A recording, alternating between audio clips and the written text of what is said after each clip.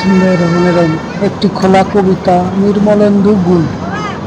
আসুন আমরা আগুন সম্পর্কে বৃথা বাক্য ব্যয় না করে একটি দিশালয়ের কাঠি জ্বালিয়ে দিয়ে বলি, এই হচ্ছে প্রকৃত আগুন। নিঃশ্বেদ খোলা রেখে বিড়ালকে উপদেশ দিয়ে অযথা সময় নষ্ট করে লাভ নেই। আসুন আমরা নিঃশ্বেদের দরজাটা বন্ধ করি।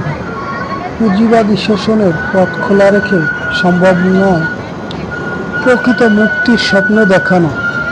ফুটো চৌবাচ্চায় জল থাকবার কথা নয়, সে বেরিয়ে যাবেই।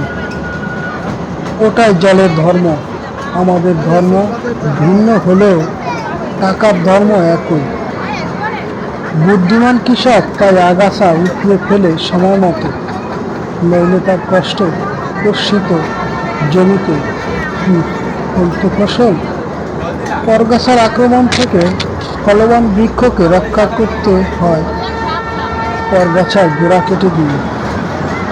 রক্তচোষা জোকের মুখে দিতে হয় থুতু অথবা চুল, প্রচণ্ড আঘাত ছাড়া।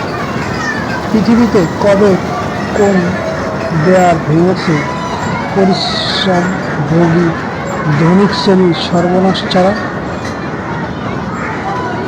দারিদ্র্যের পুষ্টি সাধনের সংকল্প হচ্ছে অলীক কল্পনা।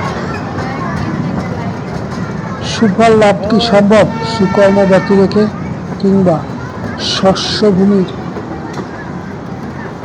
কর্ষণ ছাড়া? হাতুড়ে বৈদ্য গ্যাংগ্রিন সারাতে চান ক্ষতস্থানে পুরনো ঘি মালিশ করে। শিক্ষিত ডাক্তার পরামর্শ দেন অপারেশনের, তাতে কিছু রক্তপাত হয় বটে, হয়তো কেটে ফেলতে হয় কোনো প্রিয় অঙ্গ, কিন্তু ব্যাধি থেকে মুক্তির জন্য এটা এমন কিছু নয়। এর কোনো সহজ বিকল্প নেই, এটাই নিয়ম। কথার ফুল ঝুড়িতে চিরে ভিজানোর ব্যর্থ চেষ্টায় সময় নষ্ট না করে আসুন আমরা জলের কথাই বলি।